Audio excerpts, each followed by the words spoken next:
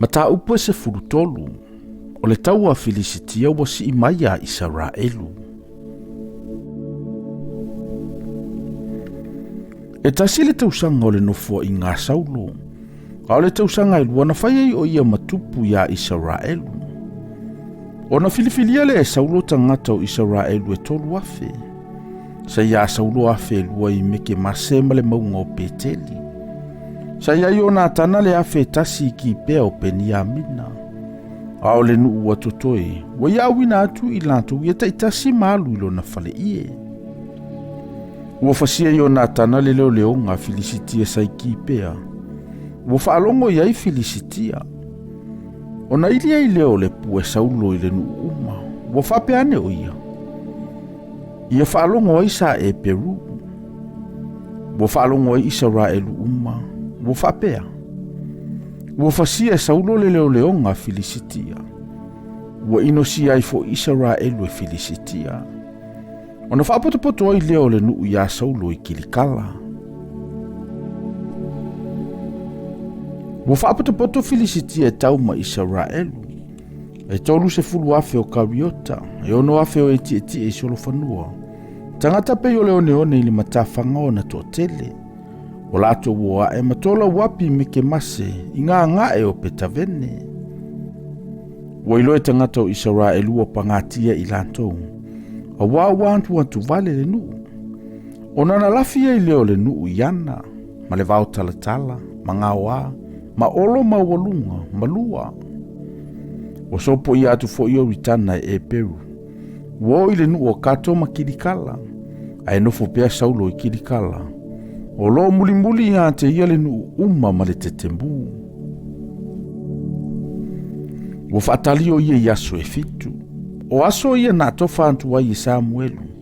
A ele ia luatu Samuelu i Kilikala. Ua ta ape foi le nuu sa ia te ia. O na whaianele o Saulo. Au mai a te au se taulanga mu ma se taulanga whaafetai. O na whai eile e i o le taulanga mu. Wo o ina a umona whai e i o le taulanga mu. Whauta ia Samuelu. Walu atu. O na luanele o Saulo e whaafetai iai ma ofo atu ia te ia. Ufai mai Samuelu. Se ala u mea ua whai nā. Ua tali atu Saulo. Na ova ai, ua ta apere nuu sa ia te au. Ma oe foi ua ele sau yaso na ato whaina mai.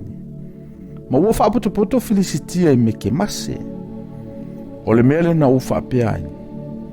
A ne i whaifo mai Filisitia i te au Kilikala.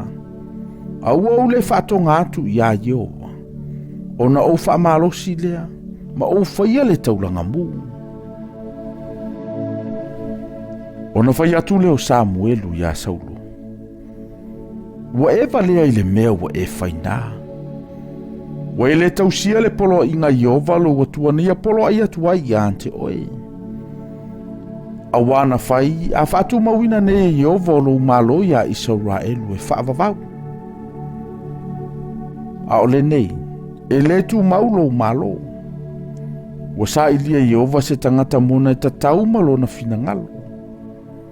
Wa polo ai Iova i ante ia e whai maali o lona nuu. A wawa ele tausia le mena polo ai mai ai Iova i ante oe. Wa tulai Samuelu.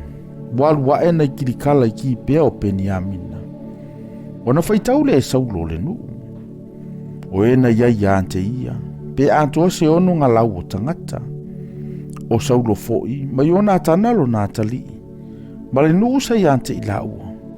Walato no nofo i ki pea o Peniamina. A ua tola wapi Filisitia i meke mase.